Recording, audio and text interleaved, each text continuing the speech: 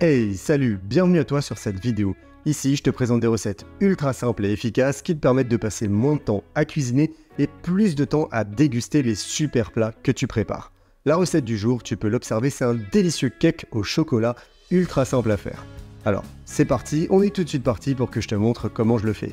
Pour commencer, je prépare la base de mon cake. Et pour ce faire, j'ai besoin d'un saladier et de 4 œufs entiers que je vais ajouter à celui-ci avant de bien les battre énergiquement. Ensuite, je mets les œufs de côté. Et dans un saladier à part, je vais peser 100 g de farine auquel je vais ajouter environ 50 g de sucre. Puis évidemment, un demi-sachet de levure chimique. Je vais bien mélanger tout ça ensemble dans un premier temps avant d'y ajouter mon mélange d'œufs. Je procède en ajoutant petit à petit le mélange de farine et en mélangeant bien énergiquement de façon à bien incorporer le tout et à obtenir une pâte homogène.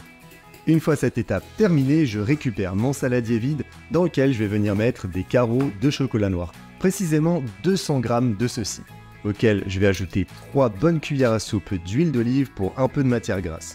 Et enfin, je prépare une casserole pleine d'eau bouillante pour faire fondre ce chocolat tranquillement au bain-marie.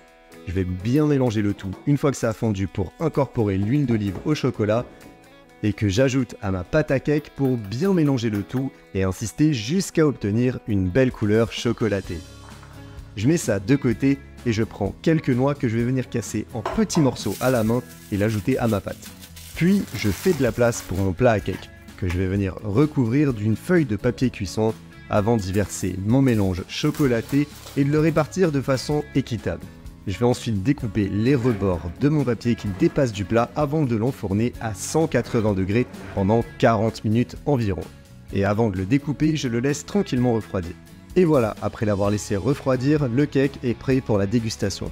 Une petite astuce pour vérifier que la cuisson a été bonne, j'utilise le bout de la lame de mon couteau que je vais planter dans le cake et en le ressortant, si la lame est un petit peu humide, c'est que le cake est bien tendre et moelleux à l'intérieur et que la cuisson a été parfaite. Voilà, maintenant tu n'as plus qu'à faire la même chose chez toi, j'oublie la dégustation. On va le déguster. Super cake au chocolat avec quelques petites noix. Super moelleux, exactement comme je l'attendais. Donc du coup, tu n'as plus qu'à refaire la même chose chez toi. Et si tu as aimé la vidéo, n'hésite pas à me le faire savoir en me laissant un pouce en l'air et surtout à t'abonner à la chaîne pour ne pas louper les prochaines recettes. Je te souhaite un bon appétit et à la prochaine.